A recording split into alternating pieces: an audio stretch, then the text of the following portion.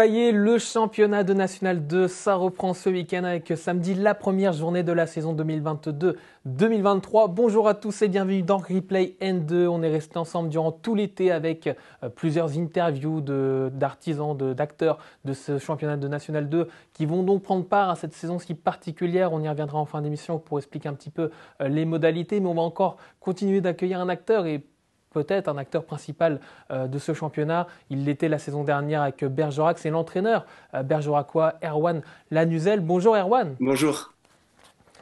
Alors Erwan, quel est le sentiment général à quelques jours de la reprise? Forcément, il y a un sentiment un petit peu d'excitation qui anime le groupe et le club parce que on aime beaucoup la préparation, mais elle remplace pas la compétition. Donc voilà, on a hâte de rentrer dans la compétition et dans cette saison 2022-2023. Alors avant de l'évoquer justement cette saison 2022-2023, on revient sur la précédente, un petit mot sur cet exercice qui a vu Bergerac donc terminer à la deuxième place de la poule D. Est-ce que ça a été digéré du côté de Bergerac justement? Honnêtement, je suis pas sûr qu'on digère réellement ce genre d'événement dans une vie entière de sportif parce qu'elle fait partie de notre histoire commune de Bergerac 2021-2022. Donc je pense qu'il faut simplement vivre avec et forcément ça mettra peut-être beaucoup de temps à le digérer, mais il faut savoir vivre avec. C'est important, ça fait partie de l'expérience et de l'apprentissage du groupe et du club des événements qu'on a vécus durant cette saison. Depuis donc la préparation a permis de tourner un petit peu la page peut-être du côté de Bergerac, en tout cas de se tourner vers cet exercice 2022-2023 avec une prépa donc qui s'est conclue par une belle victoire 3-0 samedi contre Bayonne, pensionnaire de N3.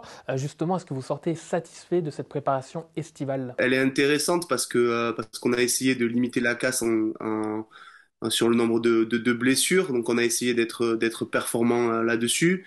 Pour l'instant, on s'en sort plutôt bien. Elle a été divisée en trois temps. Le premier temps a été réservé à la cohésion et le vivre ensemble. Et après, on a accentué la préparation avec un travail, on va dire, plus foncier et accompagné d'intensité. Et là, on était beaucoup sur l'intensité sur les dernières semaines. Donc voilà, globalement, on est satisfait, mais après, ça reste qu'une préparation. Donc voilà, la réalité match, ça sera samedi à Vierzon. C'est surtout ça la réalité.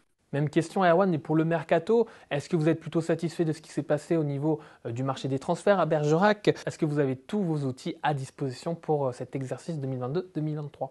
Oui, on a travaillé avec la direction pour travailler, on va dire, de la manière la plus cohérente possible entre mes envies sportives et la réalité économique. Donc voilà, forcément, il y a des ajustements à trouver, mais en tout cas, ça a été fait, on va dire, de manière très intelligente entre toutes les parties pour trouver de la cohérence dans la suite de notre projet et respecter ce qui est mis en place par le club. Et puis un groupe qui va devoir donc peut-être assumer le statut de favori. En tout cas, Bergerac qui fera normalement partie donc des favoris pour la montée en national. On imagine donc que ce sera l'un des objectifs, l'objectif principal donc même du club pour cet exercice. On va dire qu'aujourd'hui, on nous met une étiquette qui est logique de favori pour avoir terminé second la saison dernière, mais c'est une nouvelle saison, c'est un nouveau contexte, c'est un nouveau championnat. On s'est rendu compte que c'était un championnat très très homogène l'an dernier, cette poule un petit peu de l'Ouest. Donc voilà, on attaque vraiment avec beaucoup d'humilité. On va d'abord se concentrer sur le premier bloc de championnat, qui est un bloc de 5 matchs. Puis on va se donner les moyens d'être performant, de bien travailler au quotidien pour pouvoir éventuellement être visible au mois d'avril. Mais on veut vraiment d'abord se concentrer sur nous, sur notre travail, et on va pas pouvoir plus loin au départ que les 5 premières journées et le premier bloc de championnat qui s'offre à nous, parce que c'est le football, il faut être rempli d'humilité, autrement on est très très vite rattrapé par la réalité des choses. Bon, en parlant de cette poule D très homogène, justement, quels sont pour vous, Erwan, les favoris de ce groupe? Je suis désolé, mais il y a beaucoup d'équipes à craindre. Je pense que l'homogénéité de la poule de la saison dernière a montré qu'il y avait vraiment beaucoup d'équipes qui pouvaient être performantes. Je pense qu'il y a beaucoup d'équipes aussi qui sont un peu revanchardes. Donc voilà, j'imagine très bien les Herbiers venir forcément nous mettre en difficulté sur beaucoup d'équipes de haut de tableau. Gol FC qui rejoint ce groupe, Andrézieux qui a fait un recrutement plus que cohérent.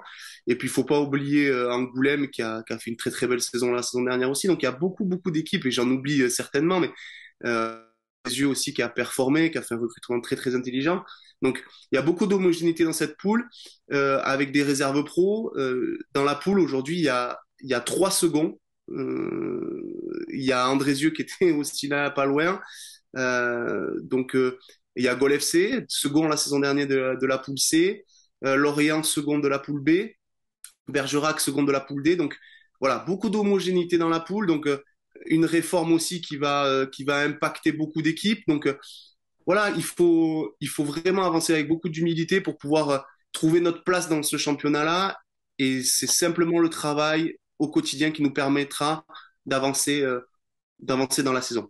On l'a bien compris, hein, cette poule, elle sera disputée, très disputée même, et peut-être que, on ne sait jamais, hein, que Vierzon, promu, jouera des coudes, hein, pour disputer cette montée en nationale. Justement, qu'est-ce que vous savez de votre premier adversaire de samedi, donc ce club de Vierzon, Erwan? C'est une équipe sur laquelle on s'est forcément renseigné dès la parution du calendrier. C'est une équipe qui est sur une spirale positive, forcément, une spirale de montée. Un contexte avec un nouveau synthétique, une équipe qui va mettre forcément beaucoup d'envie et de détermination à appliquer son projet de jeu sur le National 2. C'est tout à fait légitime. C'est une équipe qui arrive avec beaucoup de fraîcheur.